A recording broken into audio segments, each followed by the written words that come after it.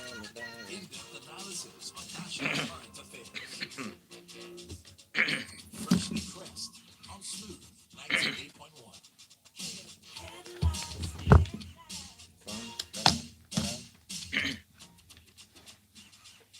You first. Wow, I thought I was smart, but First this thing is fang. upside down. You first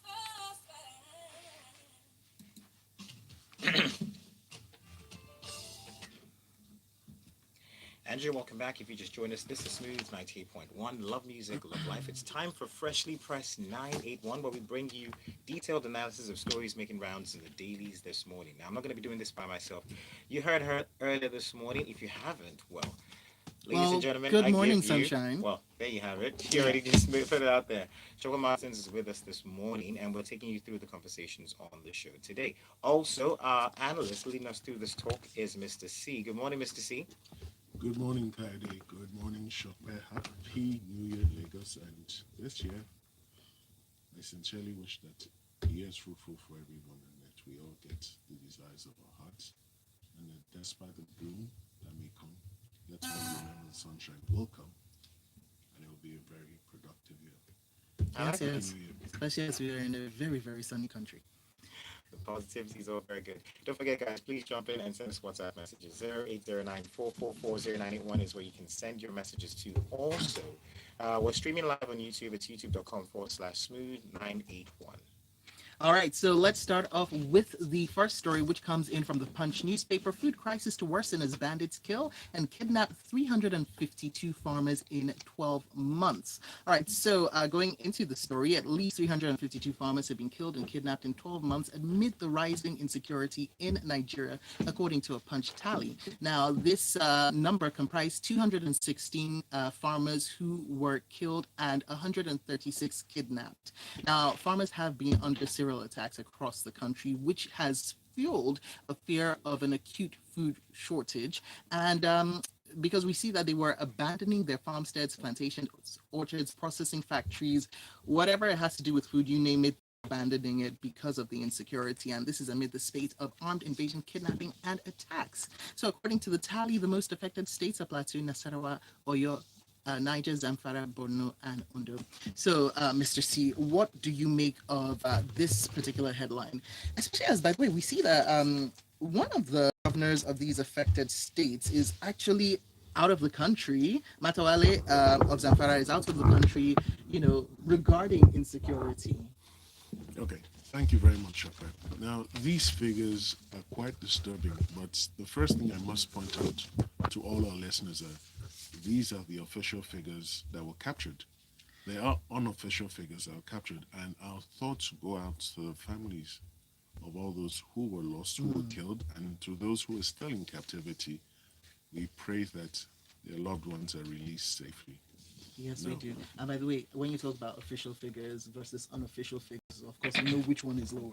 yes, the official figures are always lower. Now, it's interesting that these figures were put together by the U.S. Council on Foreign Relations, and it's a U.S. based think tank. And they are the ones who have a Nigeria security tracker. So it shows how much Nigeria is valued, even though we don't value ourselves apparently, because they are tracking these incidents. Now, it's a big question as to whether our security agencies also maintain a similar tracker, and if they do, what are their own figures? But beyond all of this, there is a food crisis that has been looming at least for the past 12 months, and it's going to explode. In By its, the way, in 2021, it's been rearing its ugly head from time to time, hasn't it? yes, so it's really started, so it's like imagine a grenade when you take the pin out and you throw it. I don't want to. The But okay. destructive event starts the moment the pin leaves the grenade. But Ah, we all see it when it explodes. The pin has left.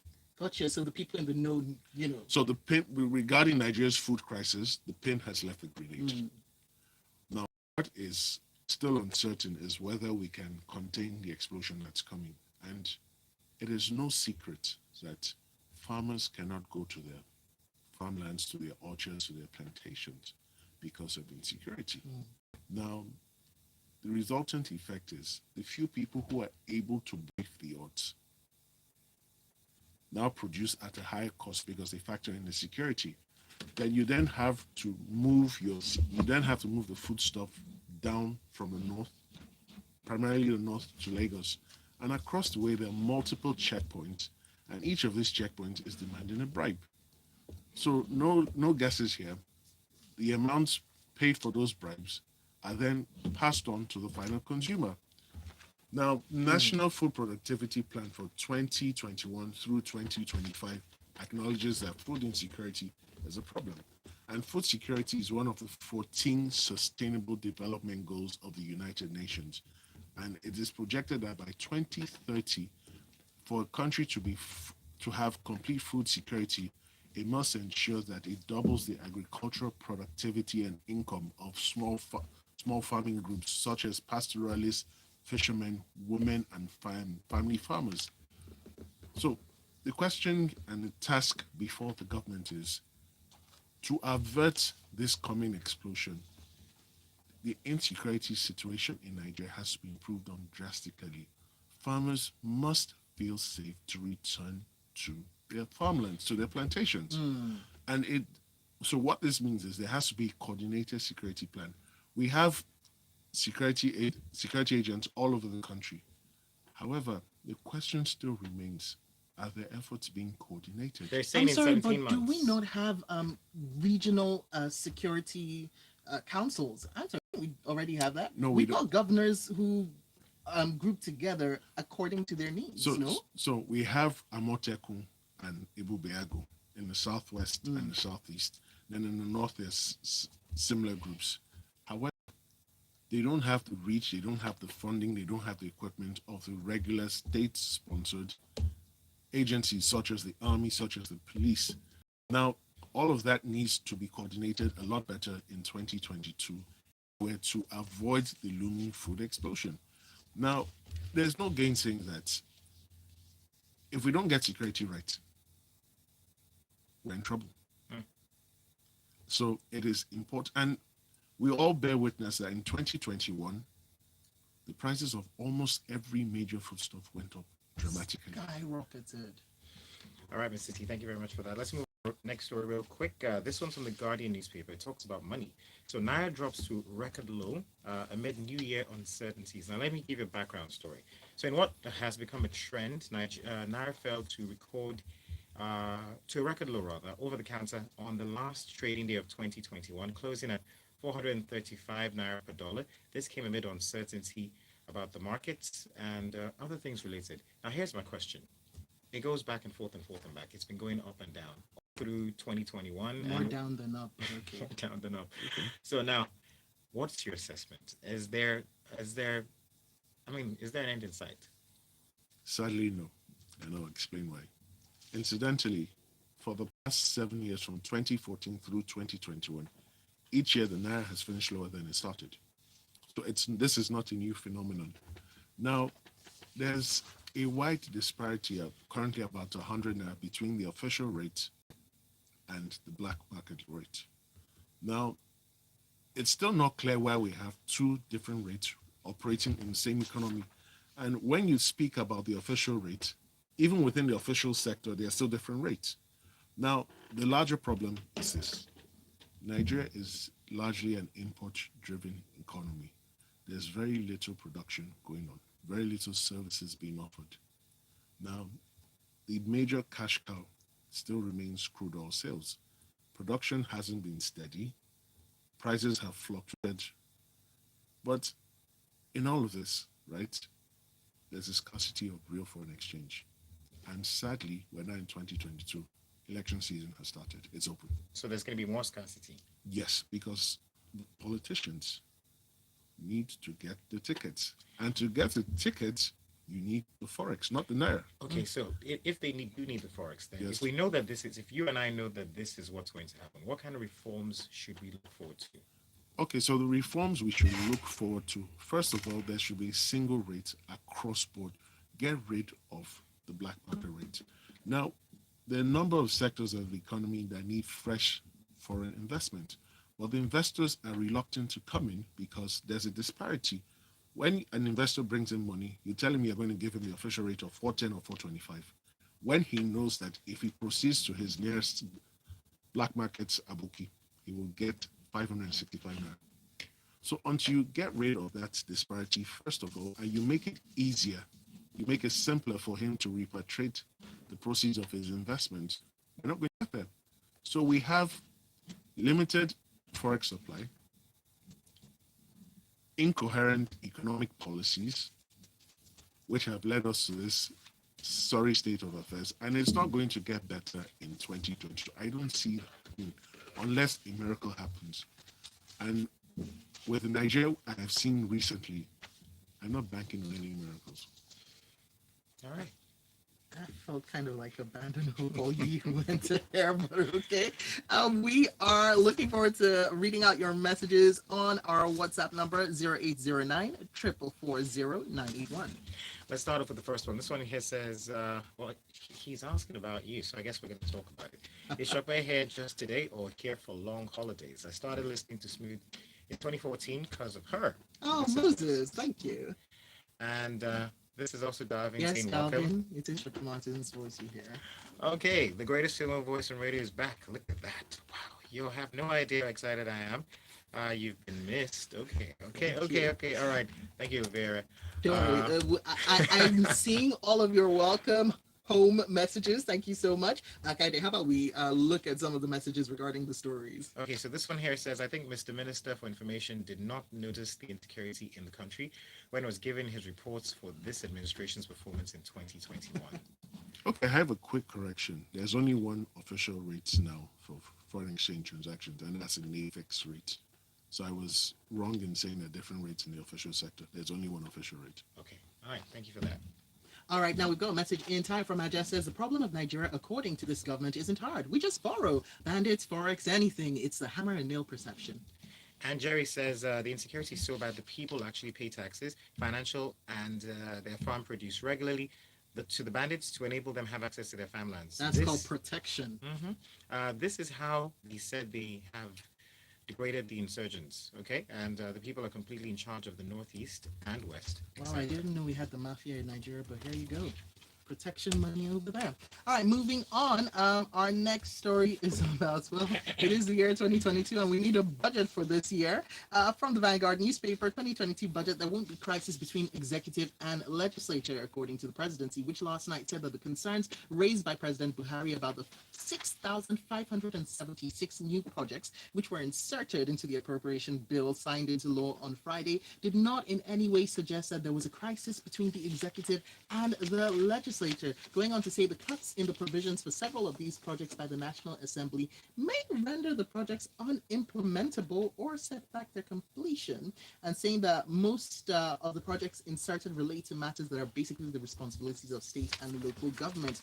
All right, so Mr. C, so on December 31st, the president came out with a strong show of force and rejected the insertion of these projects by the National Assembly, and 2 days later we have this turnaround. What's going on? It's politics. Simple. So he has his, so the executive, so let's explain the budget making process quickly. The executive prepares a proposal, which it calls the appropriation bill, because it's only when it's passed, it becomes an act. Okay. So it prepares the bill, sends it to the National Assembly, because the National Assembly is tasked with the responsibility of passing it into law. Now, the National Assembly looked at it. Let's remember, it came from the executive. So the executive doesn't take them into consideration in drafting the bills, right? So they look at it and like, oh, there's nothing for us. So they now insert all their pet projects, all their pet ideas. Mr. C, may I ask a jam question? Please. Doesn't the National Assembly have their own budgets? No? Well, their budget covers their allowances, their salaries, and the salaries, the overheads for the parliamentary staff and the National Assembly Commission. So it doesn't cover projects. Are they supposed to implement and go forward with projects? So they're not supposed to implement projects. However, they can recommend projects to be cited in their constituencies. Okay. So that's where they come in, and that's where this 6,000 plus projects appear from. They were inserted in. at a cost of 37 billion as naira. recommendations or as To be implemented, mandatory? mandatory. So not recommendations. They're not recommendations. So But they're it's supposed to make recommendations. I'm just asking. Forgive the layperson. so they've inserted it, and so basically, at the point of insertion, they're telling the president, look, if your bill is going to pass, these projects will pass with the bill. And if you reject our proposals and insist on only yours, we will override with a 2/3 veto, and our projects will become part of the So appropriation. if they're strong arming the president this way, what then can be done? If he doesn't approve of these projects, if he doesn't want these projects to go, well, I mean, what then can he do? Well, literally, let's look at Ikadi. He's that Lindok president. He's in his seventh and final. He's entering his final year, right? And he's stopped by law from recontesting. So at this point, really, he's no longer in the picture. That's the truth of the matter. So there's nothing he can do. What is he going to do? Because the people, they will tell you that they represent the people of Nigeria, and the people of Nigeria have, through them, insisted the projects go on. And they are the ones tasked with passing the bill. Not the executive cannot get the bill passed. And so President Buhari explained that he signed the bill because he didn't want more important projects that were already in the bill to suffer because of this pending face-off. However, he's just come out and said that the projects will be rendered unimplementable. Yes? So he's only concerned about his projects and his legacy. As far as he's concerned, if you guys can get it done, because let's be honest with ourselves, a lot of these projects under the sixth included section will not see the light of day. Let's be honest with ourselves. There were previous reports have been conducted where previous constituency projects could not be located. The locations could not be found. And they're funded. They're fully funded. The contractors could not be found. And so it begs the question, if you couldn't find the project, you couldn't find the contractor, but the money was paid out, who was the money paid to? All right, Mr. C, thank you very much for that. Real quick, let's move on to our next story. This one from the Premium Times. It talks about scarcity of Nigeria's passports. They're saying that it's going to be over by March. This is from the immigration's chief. Now, the acting controller general of the Nigerian Immigration Service, that's Isa Idris, has assured Nigerians that the delay in renewing international passports or getting new ones will be a thing of the past by March 2022. Now, we know that people wait for months sometimes to get their passports. They're even talking about an online process now. Not just at home, but abroad as well. Yes. So should we take this seriously? Well, let's give him the benefit of the doubt that he must have certain facts available to him before he'll make a statement like this. They're saying they received 45,000 booklets and 100,000 more, but then is expected. So my question is, 100,000 more is expected, but then we're a country of, we say 200 billion people. I do know that not everyone's going to get their passport renewed or get a new passport, but is 100,000 sufficient? So the 100,000 relates to December, and 45,000 was received on Friday. Now, there's a bigger question. There's a bigger issue behind all of this. It's the contract they signed with the service provider, and the service provider is a foreign company. Why we're not using this printing and minting company is a different conversation altogether. Now, beyond that, he's trying to streamline the process. Now, he's saying that Nigerians should not wait until their passports literally expire or about to expire before applying for a new one. That now the new procedure is, or the revisited procedure is 6 months to the expiration of your passport, you can apply for a new one. And that they're trying to remove the inclination to physically visit the offices. He's encouraging Nigerians to apply online. When you apply online, you will pay only the approved fee. You will get a date and you will show up for your biometric capturing, and that will be that. Because they've discovered that it is that confusion, that chaos that is engendered at passport offices that breeds the corruption. So if they remove that interface to a large extent, you've paid all your fees online, you have your receipt printed out. At what point are they going to extort money from you? But that's the ideal. The reality in Nigeria, That's the ideal. the reality in Nigeria is confusion can be created at the drop of a hat. It takes Let's say only they have a moment. server that's broken down or something that's happening to their system. What then do So you get there that The biometric capturing machine is down, has been down for a while, but now there are people that if you're in a hurry, we can facilitate it for you. So the bigger problem is we need to change our attitudes. We need to become more human in this country. And until we do that, we will continually discuss stories like this. By the way, still not in this country. I do remember people from outside of the country stating that many issues, but also I remember paying for 64-page passports and getting 32-page passports. Yeah. And other issues like that. We want to take some WhatsApp messages. Okay, first one here is from EMC. EMC says, this impending food scarcity looming around the corner shouldn't be taken lightly because I've also developed cold feet in my regularity in visiting my farm in Elisha as a result of insecurity. What happened to the advocacy of state police? And this is EMC. More messages here. Gbenga Kamu comes in and he says, saying majority of these projects inserted into the budgets by lawmakers never get done. Year after year, these shenanigans happen and we move on in a vicious cycle. It is a mess. This one here says, what would President Buhari be remembered for if he leaves office? Is it insecurity or hardship of Nigerians? President GEG was remembered for giving a power.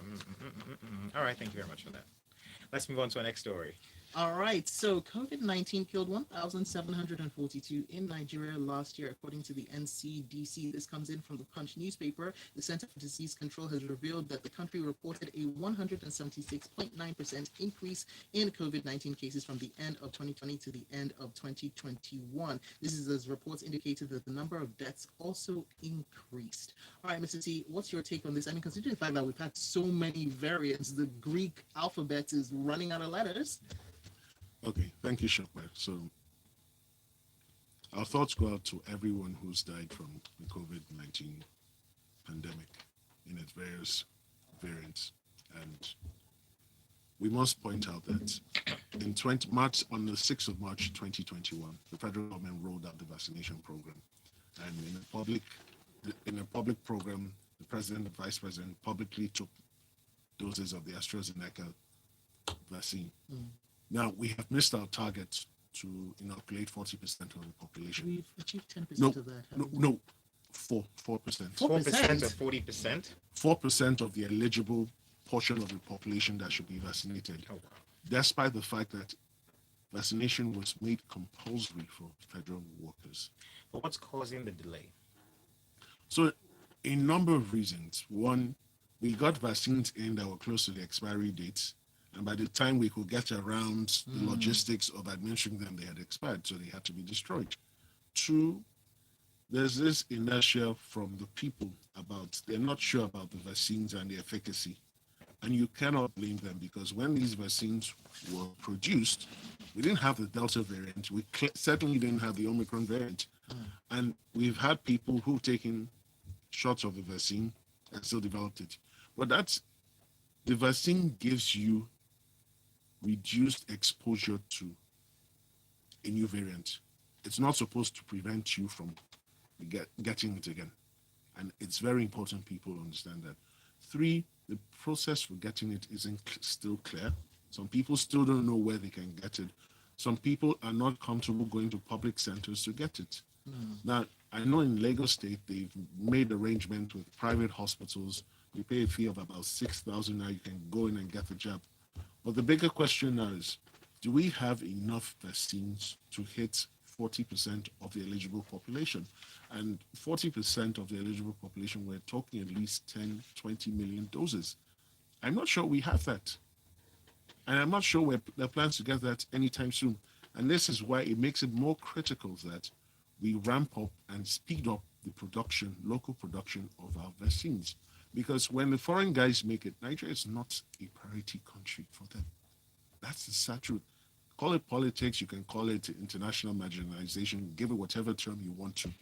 That is the fact of life. So until we ramp up our local production and find better ways of getting our vaccines across, it's what it is. All right, Mr. C, thank you very much for that. Let's get to some of your messages here. This one says from Tayo, you know what's a theme of the past? Government telling us that our problems are now things of the past, but somehow these problems rear their heads. March isn't far away. Struggle to apply online to be told it's not recognized at the capture center. That things passed. All right, and Ken from Sierra Leone says, Mr. C, for me, Nigeria's budget is a scam full of irregularities and duplication of frivolous projects for milking the country dry. This one from JJ says, Thank you, JJ. Moving on. okay, this one says, I ask what change we can force to take place. We talk and talk and nothing is done.